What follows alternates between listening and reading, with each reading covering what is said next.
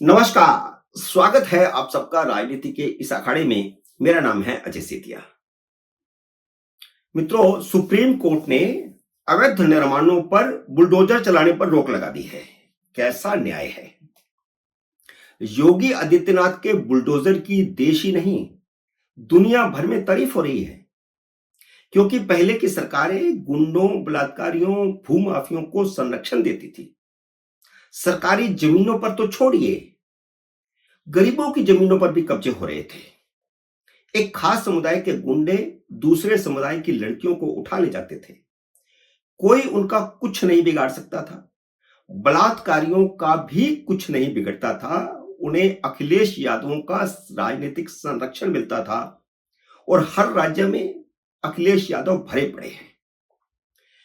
कोई कोर्ट में पहुंच भी जाए तो वह पैसों के बल पर बड़ा वकील खड़ा कर लेते थे, जो अदालत से स्टे ले आता था। सिंघवी और सिब्बल जैसा बड़ा वकील खड़ा कर दो तो भू माफिया तो छोड़िए, भ्रष्टाचारियों और बलात्कारियों को भी जमानत मिल जाती है। अदालत से स्टे और जमानत के बाद गुंडागर्दी और बढ़ जाती थी, क्योंकि अदालतें भी गुंडों, मवालियों, बलात्कारियों और भू माफियों को संरक्षण देती हैं। सरकारों और न्यायपालिकाओं के संरक्षण के चलते यूपी में तो गुंडा राज ही चल रहा था और बिहार में भी एक समय गुंडा राज था। अदालतें ताकतवर लोगों के मुकदमों पर कुंडली मारकर बैठी रहती थी, आज भी बैठी रहती हैं। योगी आदित्यनाथ की बुलडोजर कार्रवाई से सब कुछ बदल गया। अतीक अहमद को ही लो, सरकारी और गरीबों की जमीनों पर कब्जे किए, और कितनी जमीनों पर कब्जे किए यह उनकी हत्या के बाद पता चला, जब लिस्ट निकल करके आई कि कहां कहां उनकी जमीन है और वह किसकी जमीन थी वास्तव में जो कब्जा किया हुआ है। किसी ने अगर घर बनाने के लिए 50-100 गज जमीन खरीद भी ली तो उस पर वह मकान नहीं बना सकता था। या तो अतीक अहमद को फिरौती देकर के घर बना ले, या फिर जमीन पर अतीक अहमद का कब्जा। ऐसे भी अनेक केस मिले। यूपी के हर कस्बे में एक अतीक अहमद था। योगी के बुलडोजर ने सबका दिमाग ठीक कर दिया, और योगी ने ठोक करके किया, कह करके किया। विधानसभा में ठोक बजा करके कहा उन्होंने कि मैं सबको ठिकाने लगा दूंगा, और उन्होंने लगाया।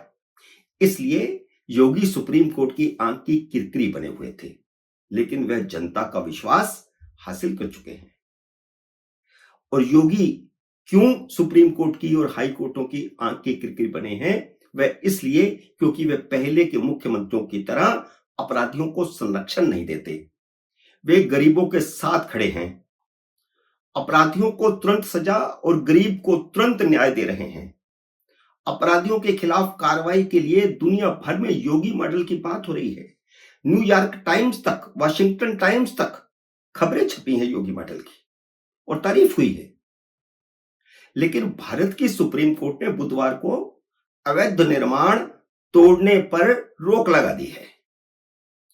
कोई प्रभावित व्यक्ति कोर्ट में जाए और कहे कि उसकी प्राइवेट प्रॉपर्टी पर बुलडोजर चला है, उसका सरकारी जमीन पर कब्जा नहीं था, उसने किसी की जमीन पर कब्जा नहीं किया था, तो गुण दोष के आधार पर कोर्ट फैसला करे। लेकिन सुप्रीम कोर्ट ने जमीनों पर कब्जे को हिंदू मुस्लिम का सवाल बना दिया। जमीयत उलमा हिंद की याचिका ही सुप्रीम कोर्ट ने क्यों स्वीकार की? ये जो फैसला आया है वो जमीयत उलमा हिंद की याचिका पर आया है। वह कैसे पार्टी बनी, वह कैसे प्रभावित थी? उसने कोर्ट में कहा कि उत्तर प्रदेश, राजस्थान और मध्य प्रदेश में मुसलमानों को चुन चुनकर निशाना बनाया जा रहा है। हालांकि याचिका दिल्ली में बुलडोजर कार्रवाई के संबंध में थी, क्योंकि दिल्ली में डीडीए के पार्कों पर इन लोगों ने कब्जे कर रखे हैं। सरकारी वकील ने अदालत को बताया भी, मध्य प्रदेश का उदाहरण दिया कि जहां 90-93 लोगों के घरों पर बुलडोजर चले हैं, लेकिन उनमें से 60-62 लोग हिंदुओं के हैं। इसलिए यह कहना कि मुसलमानों को टारगेट किया जा रहा है बिल्कुल 100% गलत है। तो याचिका तो उसी समय अस्वीकार होनी चाहिए थी। लेकिन जजों ने न सिर्फ याचिका स्वीकार की, जमायत उलमा हिंद की, बल्कि जजों ने अपने फैसले को सारे देश को निशाने पर ले लिया, क्योंकि योगी आदित्यनाथ का बुलडोजर जजों की आंखों में किरकिरी बना हुआ है। लेकिन योगी का बुलडोजर थमने वाला नहीं है।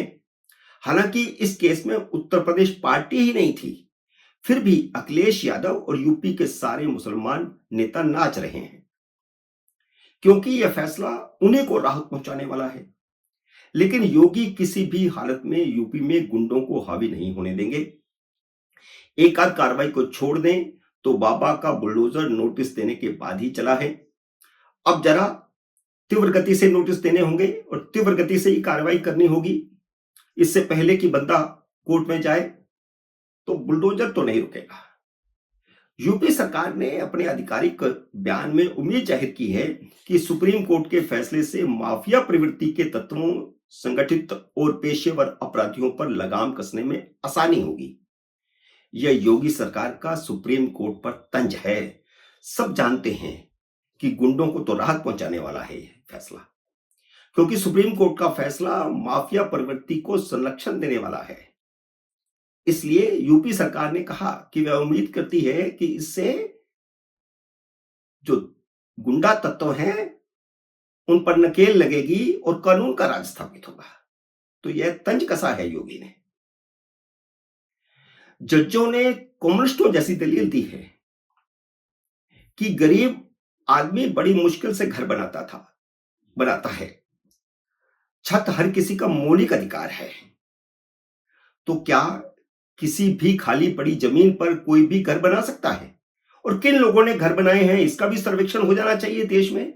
जब देश पर आप एक कानून लागू कर रहे हो, एक नियमावली लागू कर रहे हो, तो आप देश भर में जरा सर्वेक्षण भी करवा लीजिए कि किन लोगों ने जमीनों पर कब्जे किए हैं।